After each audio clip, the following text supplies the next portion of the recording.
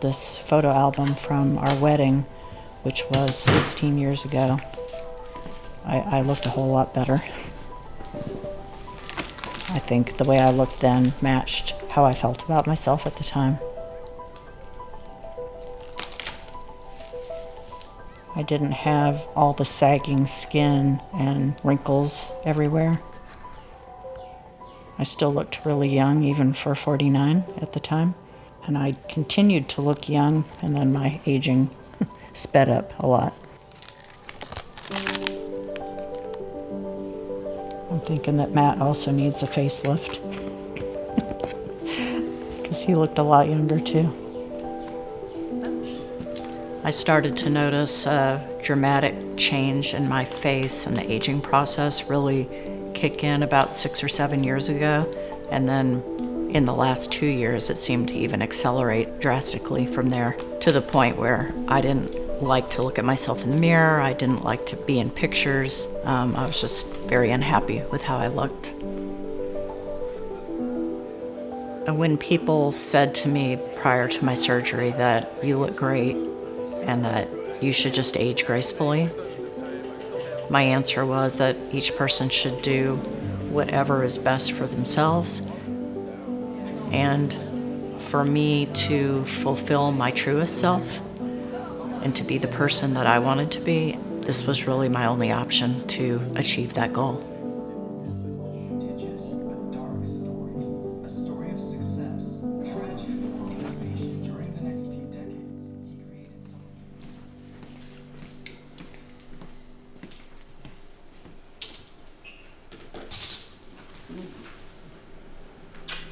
One of my biggest fears about the thought of having cosmetic surgery was the fear of it looking overdone. And that was something that held me back, because I think everyone has seen very bad plastic surgery. And that was one of the reasons that I chose Dr. Huynh, because he said that he never overdoes it, and that once I was all healed, no one would have any idea that I had had the surgery. I had a friend who had had surgery with him a few years ago, and she just looks remarkably young for her age. So I went ahead and scheduled a consultation with Dr. Huynh. He went over all the different procedures he thought I would need to have in order to get the final result that I was looking for. And I felt that I could trust him. My day at Radiance started at 7 a.m. on the day of my surgery. I was brought straight into the pre-op room where they talked to me and explained the procedure. They put the IV in, and Dr. Huynh came in and drew on my face so he would know where all the incisions would be. It's a big day. It's finally here, right? Yeah. You excited? Yeah. Scared, but excited. That's totally normal. Yeah. But it's a big day for you. You're do great. Yeah, thank you. There were a lot of things that bothered me about my face. There was a very sunken in look, a very drawn look. There was a really high forehead, a longer space between my nose and my upper lip, and I had the turkey neck.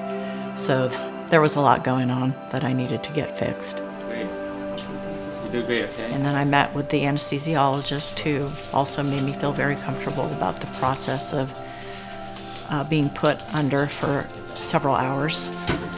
And then I walked into the operating room and was asleep within a few seconds. So the orange is where your head's gonna be, so you're gonna Okay. keep going straight.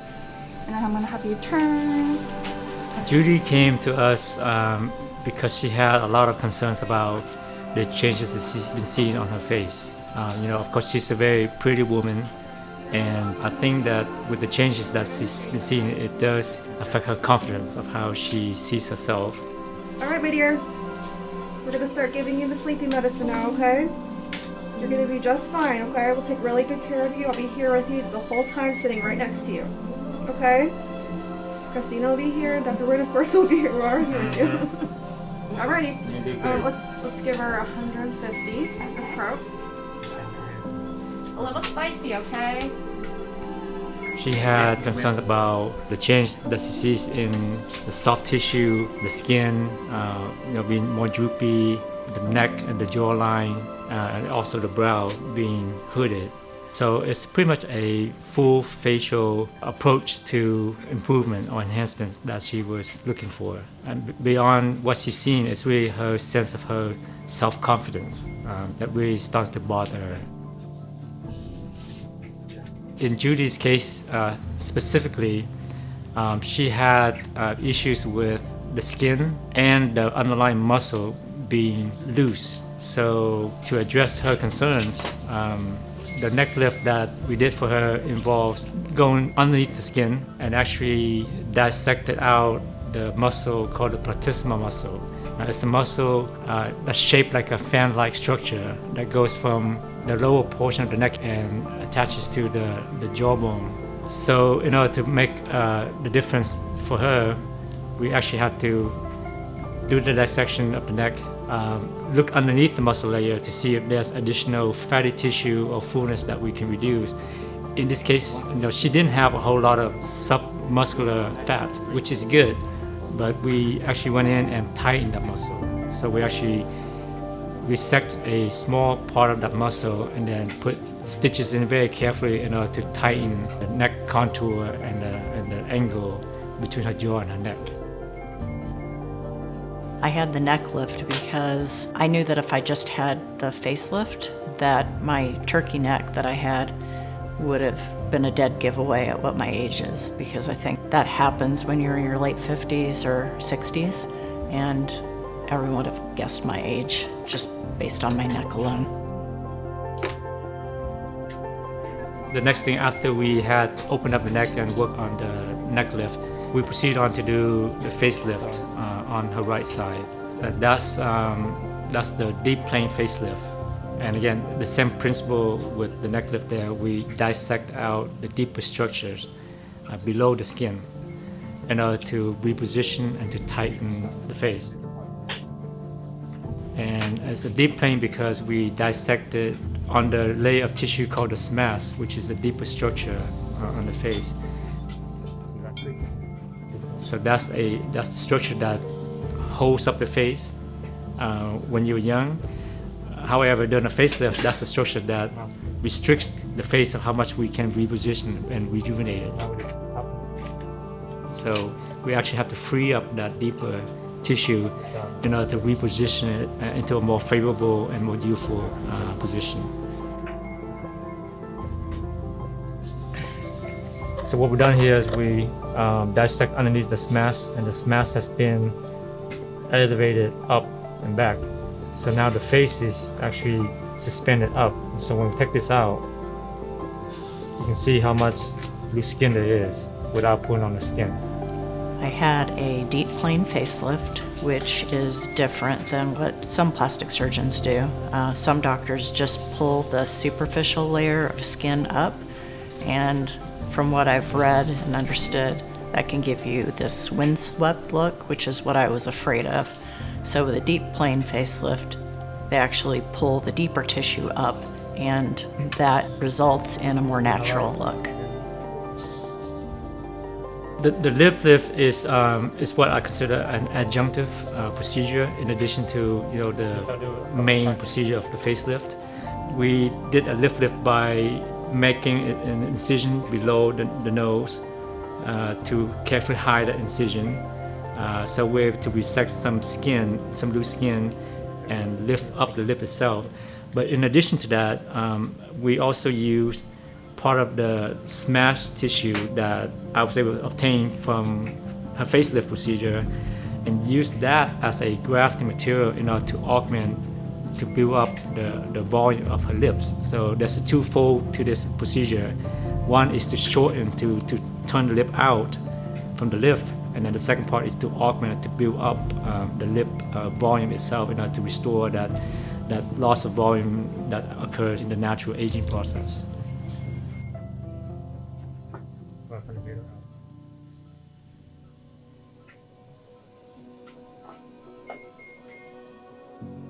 the hairline lowering or hairline advancement procedure is often combined with the brow lift, because essentially it's the same surgical approach to get access to what we do in the forehead area. So the hairline advancement procedure is done, in this case, along the anterior hairline. So all that tissue is free up posterior to that, in the back of that incision, and advance forward.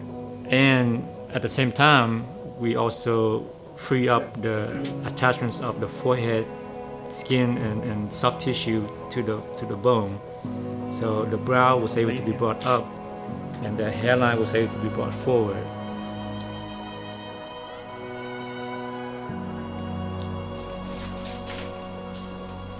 Cloud grafting is actually a really good tool to utilize in facial rejuvenation, because we know that facial aging involves saggy skin, but also volume loss in our face.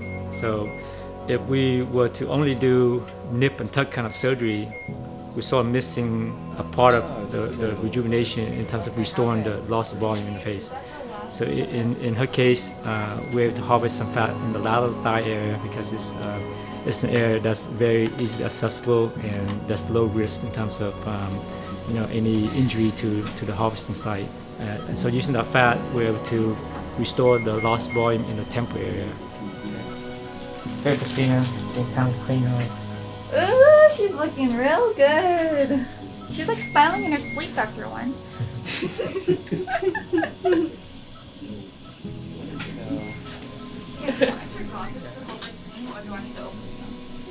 So I think she's gonna be doing great. Do you have like extra Raytex, gauze? Yeah. The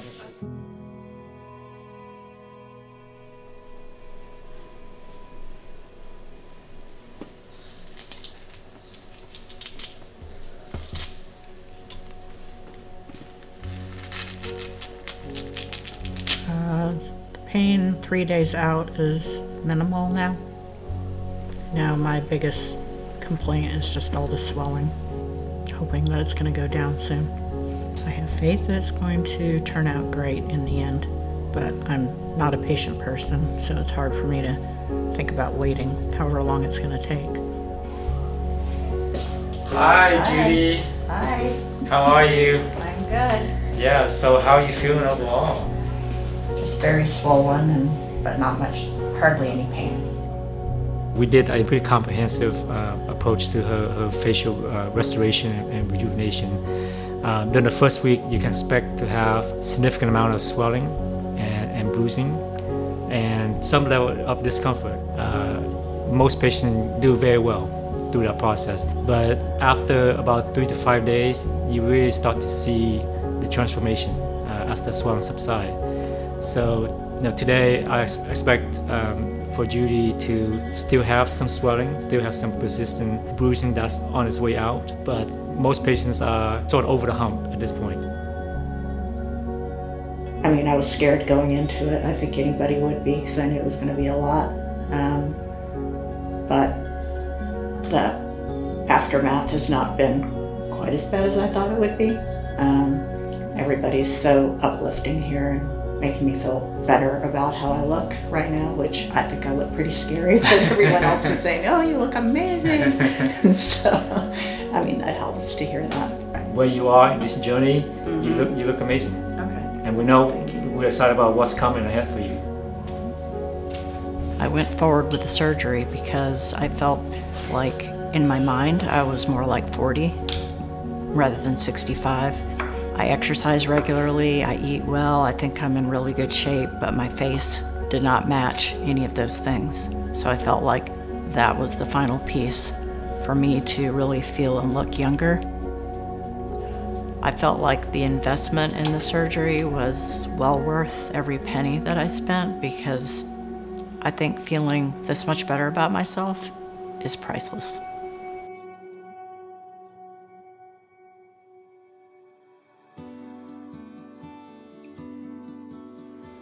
I felt like everyone at Radiance was super friendly and very helpful, and in fact I've gone forth and done other procedures there. I had cool sculpting done on my abdomen with Emma.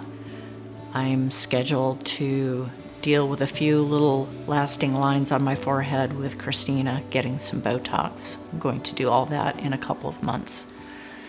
So I feel like I'm a customer for life over there. I feel like they're all my friends at this point. I'm very happy with my results. Actually, my results are even better than what I was expecting. I feel pretty for the first time in a long time. It's just given me so much more confidence. I think our style or philosophy in aesthetics, what we do here at Radiance, is unique in the sense that it cannot be defined solely by just science, and it cannot be defined solely as just an art. It's really like a marriage and a confluence of so many different aspects, right? Sometimes part of this is psychiatry. So we know that we deal with patients' well-being not only on a physical level, but also on an emotional level.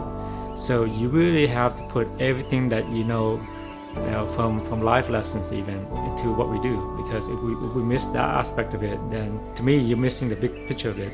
A lot of people we want to talk about aesthetic surgery as solely an art. Well, to me that's partly true, but it's not totally complete either. If I was to put it into the context of our core value and our mission, is to empower people so that they can have the fullest and truest self-expression. That means it exists more than just the physical being. Your sense of true self-expression has to do with how you feel about yourself, in addition to how you see yourself and how others perceive you. So it's just really phenomenal for me to be able to contribute on that level to a patient's overall sense of who they are and how they see themselves and how others see them.